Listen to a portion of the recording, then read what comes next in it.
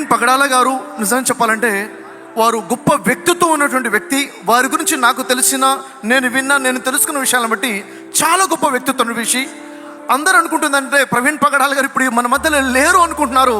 నేను ఆ విషయాన్ని ఒప్పుకోను. ఎందుకంటే వారి భావాలు, వారి ఆలోచనలు, వారి మాటలు ఇప్పుడు మనతోటే ఉన్నాయి. వారి భావాలతో పాటు, వారి ఆశయాలతో పాటు, దేవుడిచ్చిన పిలుపుతో పాటు దైవజనులుగా వారు నిల్చోవాలి. ఎందుకంటే ఇహలోకం శాశ్వతం కాదు, పరలోకం నిత్య జీవమే శాశ్వతమైనది. కాబట్టి దానికోసం మనం ప్రజల్ని ఈరోజు సమాజంలో చూసుకుంటే మానవత్వం మంట కలిసిపోయేది. మన సమాజాన్ని మనం కాపాడుకోవాలి.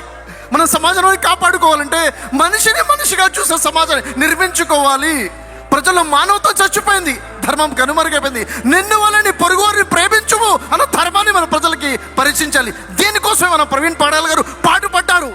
వారు చేసిన ప్రయాణం ఊరూరు తిరుగుతూ ప్రజలకి పరిచయం చేశారు. ఇహలోకం కాదు, నిత్య జీవం గురించి మాట్లాడారు. సోదరులారా, సోదరుని మనం బిగించాలి.